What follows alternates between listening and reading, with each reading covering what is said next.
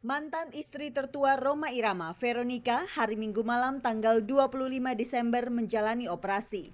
Tindakan medis tersebut dilakukan untuk menyelamatkan nyawa Veronica setelah 2 hari sebelumnya ditemukan tak sadarkan diri di kamarnya. Kini kondisi Veronica masih koma. Jadi diketemukan ibu sudah dalam keadaan pingsan dan jatuh dalam keadaan pingsan gitu. Terus dibawa ke rumah sakit Mitra, rumah sakit Mitra.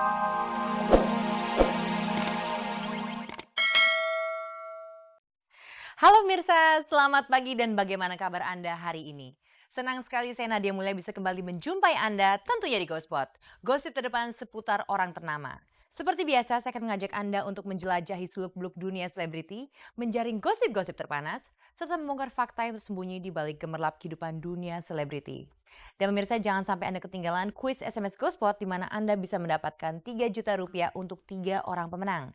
Caranya jawablah pertanyaan di penghujung acara nanti dengan cara mengetik GS spasi jawaban A atau jawaban B dan kirimkanlah ke nomor 6288. Dan pemirsa bersama GoSpot, Anda tidak perlu was-was ketinggalan berita. Dan inilah sajian informasi yang segar bagi Anda yang memang haus akan berita dari dunia selebriti.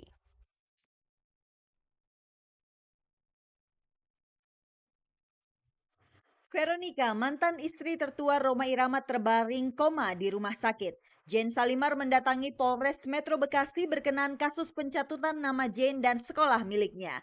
Peristiwa terpenting yang berlangsung di tahun 2005 akan kami gulirkan satu persatu dalam Kaleidoskop 2005. Pernikahan menghebohkan para selebriti, kelahiran dan kematian yang terjadi tahun 2005 akan menghiasi layar Gospot kali ini.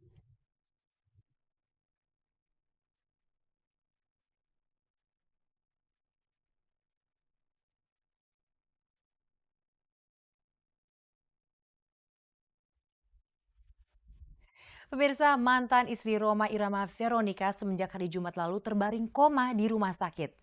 Nah, menurut penuturan anak tertua mereka yaitu Debbie, Veronica mengalami pecahnya pembuluh darah di bagian otaknya dan inilah yang membuat ia pingsan.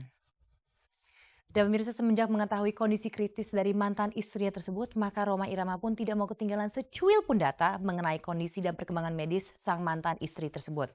Dan bahkan kabarnya lagi, Rhoma Irama pun terlibat langsung dalam segala pengambilan keputusan mengenai tindakan medis yang harus dilakukan pada Veronica. Dan setelah itu pemirsa jangan sampai Anda ketinggalan juga kelanjutan dari kasus pencatutan nama Jane Shalimar dan Shalimar Entertainment School. Kita akan mulai dengan berita pertama, mari kita menjenguk Veronica.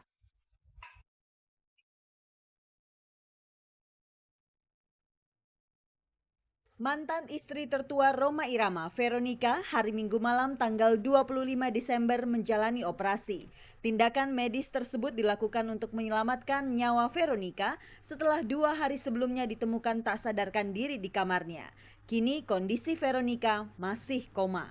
Jadi diketemukan ibu sudah dalam keadaan pingsan dan jatuh dalam keadaan pingsan gitu. Terus dibawa ke rumah sakit Mitra. Rumah sakit Mitra itu di UGD ternyata ada yang tersumbat di saluran pernafasan seperti mungkin ada makanan gitu. Tapi setelah didiagnosa lanjut CT scan ternyata ada pendarahan di otak. Nah, jadi ibu koma dari hari itu sampai sekarang. Saat Veronica terjatuh, tidak ada seorang anggota keluarga yang menyaksikan. Untungnya istri Vicky Irama masuk ke kamar dan langsung menolong. Veronica langsung dilarikan ke Rumah Sakit Mitra Internasional Jatinegara. Begitu dideteksi adanya pendarahan di otak, hari Sabtu Veronica dipindahkan ke Rumah Sakit PGI Cikini. Barulah pada Minggu malam dokter memutuskan Veronica masuk ruang operasi. Semalam udah dioperasi di sini jam 9:15 selama 3 jam dikeluarkan darahnya. Tapi ya karena kondisinya ibu tuh sangat kritis sekali ya.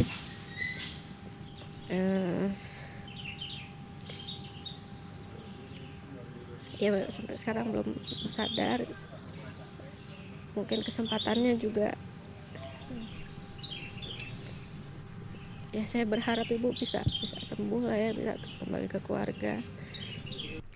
Riwayat medis Veronica menunjukkan bahwa ia memiliki penyakit hipertensi dan diabetes. Mungkin salah satu dari penyakit itulah yang menyebabkan ia pingsan. Kalau dugaan dokter sih penyebab jatuhnya itu dari pecah pembuluh darah. Menurut dokter, berapa besar kemungkinan Veronica untuk kembali sadar? Komanya Kecil, tipis. diucapkannya secara gamblang atau gimana Mbak Didi? Ya, disampaikan dengan jelas. Ya kita harus tahu memang kans itu memang harus kita ketahui kan. Jadi apapun tindakan yang mau kita tempuh itu kita tahu resikonya sampai sejauh mana. Sebagai mantan suami, tentunya Rhoma Irama terus mengikuti perkembangan Veronica dan menjenguknya setiap hari. Udah dan setiap hari pantau terus keadaan ibu. Saya minta bapak untuk kan mau operasi gitu, jadi diskusi yang sebaiknya nih bagaimana gitu. Saat di rumah sakit, kami mendapati Rika Rahim hendak menjenguk Veronica. Sayangnya, kami tidak melihat Rika datang bersama Rhoma Irama. Saya kurang tahu ya karena Pak Haji kebetulan dari tadi siang banyak acara ya mungkin saya rasa insya Allah ya ke sini.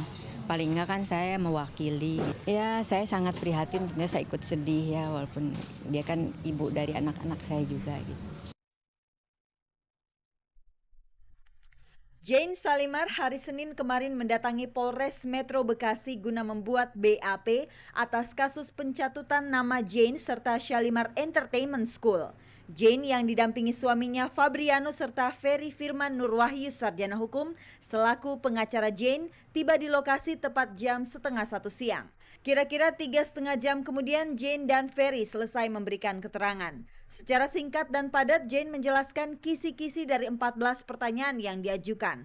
Salah satunya tentang para tersangka BS dan RR.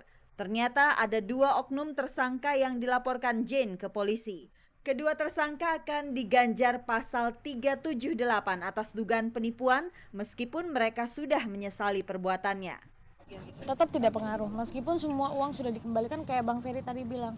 Meskipun uang atau semua sudah dikembalikan yang namanya kejahatan itu harus dihukum.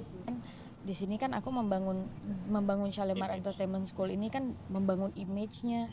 Belum lagi aku membangunnya juga dengan usaha, dengan mengeluarkan uang juga yang tidak sedikit. Kalau misalnya rusak cuma gara-gara ini, ya percuma dong. Aku udah ngeluarin tenaga, udah beban pikiran segala macam, terus tiba-tiba kena masalah kayak begini, ya ambruk aja. Gitu. Itu kan juga merugikan mereka gitu, kasihan aja.